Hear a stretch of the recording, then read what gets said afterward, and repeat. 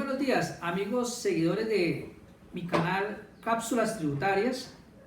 Una vez retomando nuestros diferentes temas en materia tributaria que trabaja y desarrolla este canal para el interés de toda la comunidad contable, tributaria, administrativa y todos aquellos interesados en los temas en materia tributaria. Hoy vamos a tocar un tema que ha generado o es muy relevante para el soporte de costos y deducciones. Este canal de cápsulas tributarias en coordinación con Conexiones Tributarias pues trata diferentes temas de interés de la comunidad. En nuestro video número 50, que se ha denominado la numeración del documento soporte como documento válido para la aceptación de costos y deducciones, es el tema que vamos a llevar a cabo en esta cápsula del día de hoy, que espero sea de todo el interés de ustedes. Sea lo primero indicar, ¿cierto?, que este documento soporte, uno se pregunta, ¿qué es el documento soporte? ¿Para qué sirve? ¿Quién lo debe expedir? Entonces, debemos tener presente lo siguiente: el artículo 771, raya 2 del Estatuto Tributario, que es la norma que nos establece cuál es el documento o cómo yo debo soportar los costos, deducciones e impuestos descontables para que sea válido frente a la administración tributaria en los procesos de fiscalización que ella lleve a cabo. Y el artículo 772 raya 2, nos establece tres tipos de documentos.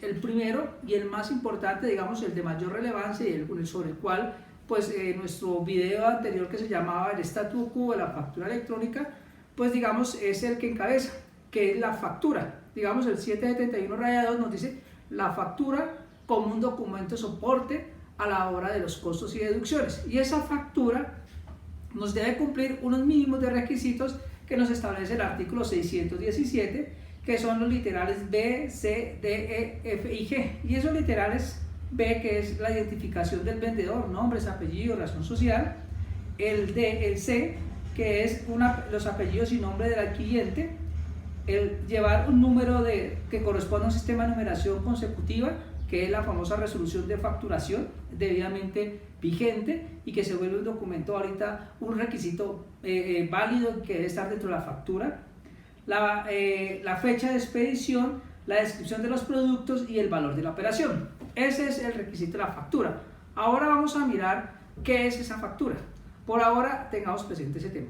También nos dice el artículo 771 raya 2, el documento otro documento que es válido es el documento equivalente y como mínimo debe tener unos requisitos: B, D, E y G del artículo 617. Algunos de ellos ya los mencionamos. Entonces, esos documentos deben ser válidos. Ahora, más adelante, como ustedes miraron en el video anterior, no todos los documentos equivalentes ahora van a ser soporte suficiente para costos y deducciones, solamente los que la norma nos ha establecido que van a ser válidos. Entonces ahí hay que tener presente que, por ejemplo, el documento POS no va a ser válido como un documento para soportar costos y deducciones, porque expresamente el artículo 616 nos estableció que ese documento no es válido. ¿Cuáles van a ser? Aquellos otros que fueron debidamente regulados por el decreto 358 del 2020, que fue incorporado en el DUR. Otro documento que nos establece el 771 raya 2, que es para aquellos que no estén obligados a expedir factura o documento equivalente, va a haber un documento válido para aceptación de costos y gastos siempre y cuando, ¿cierto?, se cumplan los requisitos que establece el gobierno nacional, y es sobre los cuales, digamos, vamos a hacer la referencia a este video número 50. Entonces nos viene la segunda pregunta: ¿y quién debe expedir esos documentos soportes? ¿Cierto? Entonces ahí va a depender de lo que nos diga el artículo 616 raya 1 del Estatuto Tributario, y el artículo que nos regula o nos reglamentó los tipos de factura es el artículo 16144 del decreto 1625 del 2016, que como les dije fue expedido con el decreto 358 y ahora pues con la resolución 0042 que expidió la DIAN. Digamos que termina de complementar ese ciclo de los requisitos y la forma en que se va a expedir esos documentos y esos documentos equivalentes y facturas y documento soporte. Y en ello nos dice entonces la norma y nos dice el decreto y la reglamentación que van a ver, la factura se va a componer en factura electrónica de venta con validación previa, ¿cierto? Va a haber una factura de talonario de papel, que esa factura de talonario de papel, digamos, va a ser únicamente válida cuando se expida por el tema de contingencia, cuando por alguna situación el sistema informático que me expide la factura electrónica de venta con validación previa me falle, por alguna razón, yo tendré que tener habilitada una numeración de contingencia de talonario de papel para poder suplir esa eventualidad que se presente. Entonces, una vez entre a regir todo el sistema de facturación, que es de acuerdo al calendario que ya está en este momento en proceso de implementación y que terminaría el 1 de noviembre del presente año, ya solamente es válida la factura electrónica de venta con validación previa y este de talonario solamente en temas de contingencia. Y los otros documentos equivalentes que nos establece esa regulación, entonces ahí vamos a encontrar, acuérdense el video anterior, el video 49, que nos decía cuáles son documentos equivalentes válidos. Entonces nos decía que documentos equivalentes va a estar, en el caso, el extracto para las entidades financieras, va a estar el tiquete del peaje, vamos a tener también como documento equivalente las boletas de entradas a cines y espectáculos públicos, el recibo de servicios públicos domiciliarios. Eso es una serie de documentos que ya quedaron taxativos en la norma, ¿cierto? En el decreto 1625, y que son sobre esos que tenemos que van a tener plena validez para aceptación de costos y deducciones, como le digo, excepto el documento POS. Ese no va a ser válido para efecto de soportar costos y deducciones. Bien, otro tema, entonces, ¿y quiénes están obligados a cumplir, a expedir factura electrónica de venta? Porque con base en eso vamos a mirar quiénes no están obligados a expedirla, y por eso va a ser el documento soporte que va a tener unos requisitos. Por un lado, el artículo 615, y en concordancia con el artículo 16142 del decreto 1625 de 2016, nos dice, mire, se encuentran obligados a expedir factura, ¿cierto?, todos los responsables del impuesto a las ventas, los responsables del impuesto nacional al consumo, todos los comerciantes, importadores o prestadores de servicio, o que vendan o que presten servicios o vendan bienes a su consumidor final. Aquí hago un asterisco porque, por supuesto, estos serán obligados siempre y cuando pues sean responsables del impuesto a las ventas, ¿cierto?, o no superen unas cuantías que de los no obligados de los no responsables de IVA o de no responsables del consumo. Por ahora la regla general sería esa. Tipógrafos y litógrafos, todos los que se hayan acogido al régimen simple de tributación van a tener que facturar, y a partir del 1 de septiembre del presente año, del 2020, los distribuidores minoristas de combustibles van a tener que expedir también su factura electrónica de venta como una obligación que los incorpora este decreto 1625. Todos aquellos que ejerzan profesiones liberales o todos aquellos que enajenen bienes, productos o actividad agrícola o ganadera. Como les decía, con las excepciones que vamos a mirar ahora en el artículo que sigue, es quienes no están obligados a facturar o cuáles son los sujetos no obligados a facturar. Entonces tenemos que el artículo 600-2, en concordancia con el artículo 1614243 del decreto 1625, nos dice que no están obligados a expedir factura, en ese caso, los bancos y corporaciones financieras y compañías de financiamiento financiero, todo el sector cooperativo por el que hagan actividades financieras, solamente sobre el desarrollo de las actividades financieras no van a expedir factura. Todas las personas naturales que no cumplan los requisitos para ser responsables del IVA, del parágrafo 3 y 5 del artículo 437, por eso decía que hay que poner un asterisco cuando hablamos de comerciantes, porque si esos comerciantes no cumplen los requisitos para ser responsables de IVA por las disposiciones del parágrafo 3, pues entonces mantienen la condición, digamos, de no sujetos obligados a expedir la factura en ese momento. Todos los que no cumplan los requisitos tampoco para expedir del impuesto nacional al consumo, o sea, los no responsables del impuesto nacional al consumo. Las empresas de servicios de transporte público, urbano o metropolitano, por el desarrollo de esa actividad netamente, o sea, la prestación del servicio de pasajeros. Es decir, si usted subió a un bus, pues no le van a expedir factura porque ese no estaría obligado a expedir factura. Todos aquellos que sean asalariados o pensionados por el desarrollo de esa actividad, o sea, por mis salarios, por mi pensión, yo no expido factura. Si yo como asalariado además soy comerciante, pues por la actividad mercantil, Si cumplo los requisitos, si soy responsable de IVA, tendré que facturar por esa actividad mercantil. Las personas naturales que solo vendan bienes excluidos o servicios no gravados, como por ejemplo los médicos, como por ejemplo los agricultores, que también viene aquí el tema de todo el sector agrícola, siempre y cuando los ingresos que perciba, los ingresos que esa persona reciba, diferentes salarios y pensiones, no superen la cuantía de 3.500 VTs al año. O sea, si supera esa cuantía, estoy obligado a facturar. Entonces, un médico que sea independiente, ¿cierto?, que sea independiente, que no sea asalariado, sino que él facture sus servicios, y si supera la cuantía de las 3.500 VTs, debes pedir factura. Los prestadores de servicios electrónicos digitales, o sea, cuando usted compra un servicio de Netflix y le llega un documento por ese servicio que usted le está facturando, ellos no están obligados a pedir factura con los requisitos que hablábamos de factura electrónica de venta. Por supuesto, hay una excepción que establece la norma que dice que la DIAN podrá implementar un sistema de facturación para ellos específicamente. ¿Por qué es importante saber quiénes son los sujetos no obligados a expedir factura de venta o documento equivalente? Porque ya nos vamos a qué pasa con esa otra parte del 731 Real. Dice, ¿cuál es el documento de soporte? La factura, documento equivalente y otro documento que la DIAN, que el gobierno nacional regulará, y la DIAN también, pues digamos, ha establecido algunos requisitos.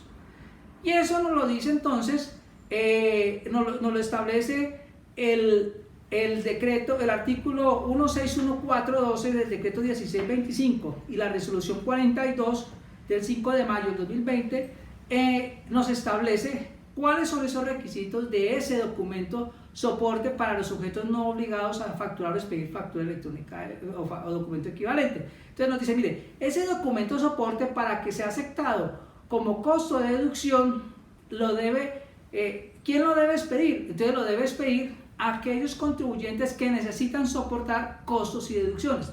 Ese es el primer punto bien importante, bien relevante. ¿Y sobre qué yo lo hago? Sobre aquellos que no están obligados a expedir factura o documento equivalente cuando me presten el servicio. ¿Qué requisitos debe contener ese documento equivalente? Por un lado, ese documento debe estar denominado documento soporte en adquisiciones efectuadas a no obligados a facturar. Debe ser expreso, así como le estoy mencionando, debe aparecer en el título de ese documento, porque así establece la disposición normativa. ¿Qué más debe tener? Una fecha de operación, la fecha en que se hizo la transacción. Si la hice hoy 20 de julio, entonces 20 de julio del 2020, la fecha en que hice la transacción. ¿Qué más debe identificar? Los datos, nombre o razón social, ¿cierto? Nombres, apellidos o razón social, y NIT del vendedor, quién me está prestando el servicio. Entonces ahí se viene un gran reto, porque significa que todo aquel que me preste un servicio, y como yo soy el cliente SOPAR, debe tener un número de identificación tributaria. O sea, la pura cédula no me serviría, debe ser el número de identificación tributaria según estableció la norma. Entonces ahí viene un tema que hay que solicitarle a todos los que me presten un servicio el número de identificación tributaria. ¿Qué otro dato debe contener de manera obligatoria? El nombre o razón social y apellidos o nombre o razón social y NIT del adquiriente del bien o servicio. Es decir, yo soy el que debo soportar mi costo de deducción, deben estar mis datos debidamente identificados en ese documento. La descripción física específica del bien o servicio prestado, o sea, me prestaron un servicio médico o adquirí unos insumos agrícolas, deben estar identificados ahí lo que adquirí, lo que compré. El valor de la transacción, eso debe estar identificado en este documento soporte. ¿Qué más debe figurar? El número, rango y vigencia de la resolución de numeración que me expide la DIAN.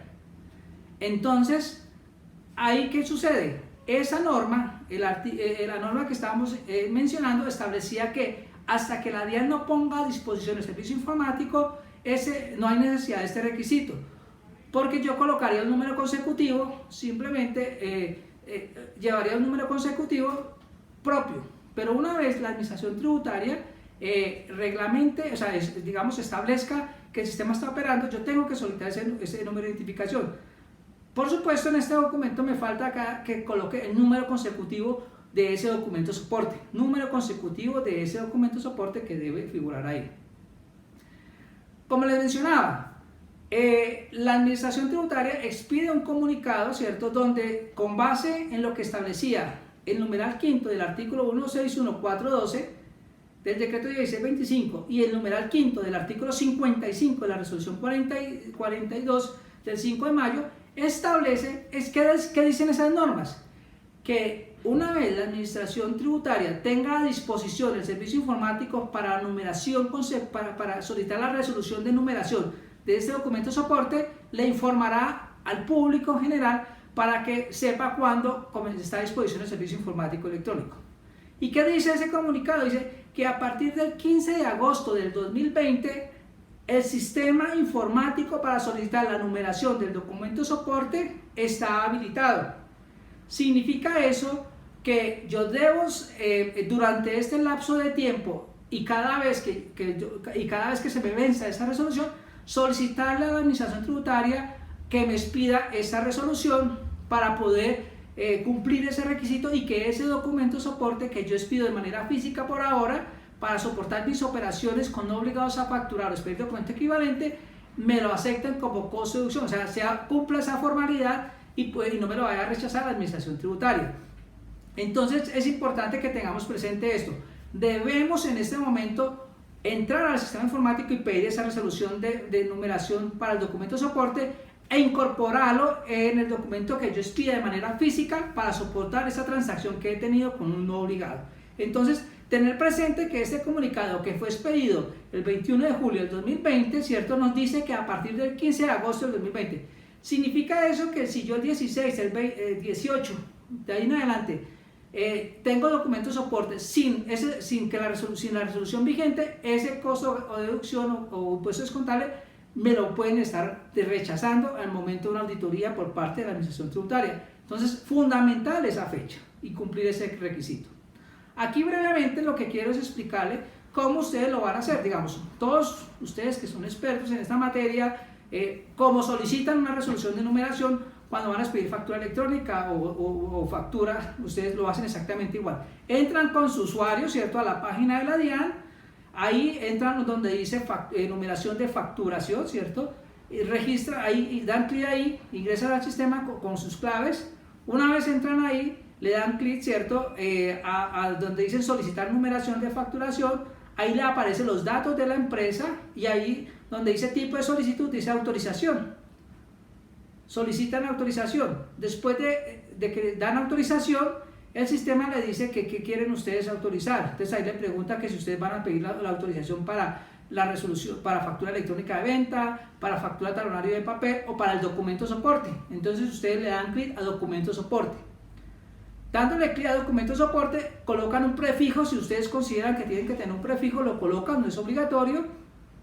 Un número, un rango de autorización del 1 al 1000 o al 5000 a la numeración que ustedes consideren pertinente y le dan agregar y ahí le va a aparecer los datos que ustedes han incorporado para el documento soporte.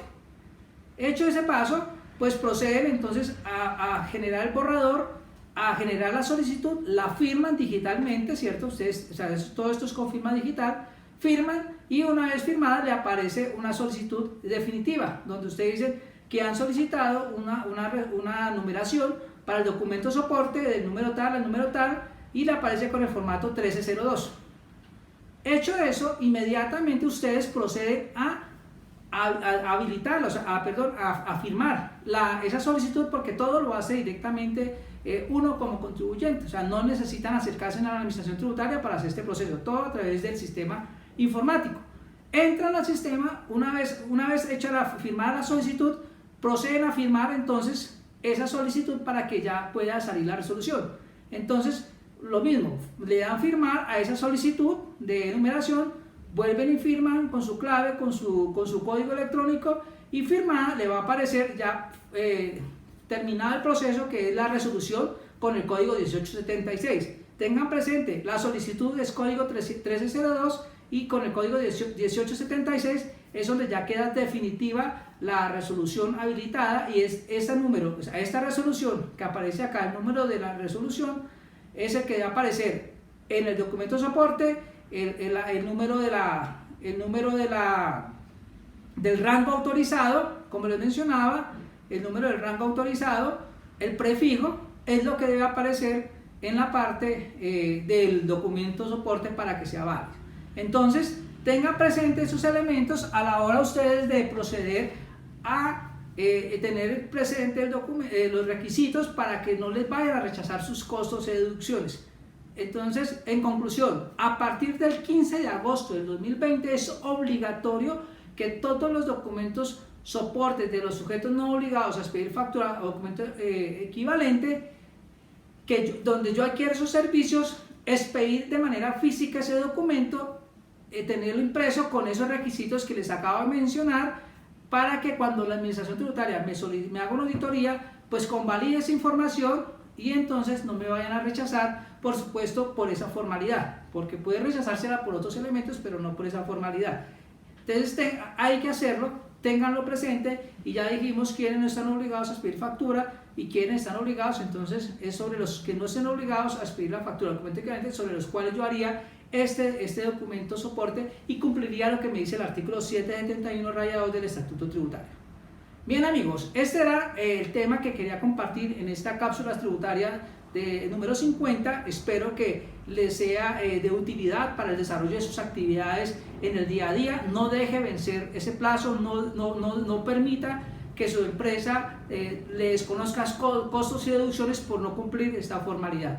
También tenga presente que la Administración Tributaria, y que según lo establece la Resolución 42, en su parágrafo tercero, posiblemente va a implementar que este documento se envíe también de manera electrónica, pero ese tema, una vez la administración les pida el acto administrativo correspondiente, les estaré contando en un video subsiguiente de cuál van a ser esas condiciones. Por ahora, lo que dice la norma es, hasta que eso no ocurra, ustedes deben tenerlo de manera física en su contabilidad, en sus soportes para la administración tributaria. Los invito a que se inscriban a mi canal Cápsulas Tributarias, y a través de Facebook tenemos Conexiones Tributarias. Nos puede seguir o en el blog Cápsulas Tributarias, o en YouTube se inscriben por Cápsulas Tributarias también, y ahí pueden ver nuestros videos. Los invito también a que los interesados en el régimen tributario especial adquieran el libro que se está vendiendo sobre ese tema, y un video de 4 horas que he grabado solamente sobre el régimen tributario especial. También ustedes lo pueden conseguir. Los interesados me pueden escribir al correo de conexionestributarias conexionestributarias2020@gmail.com, y ahí le daremos toda la información que ustedes consideren necesarias del video del video que se ha grabado sobre el régimen tributario especial. Muchas gracias por la atención prestada.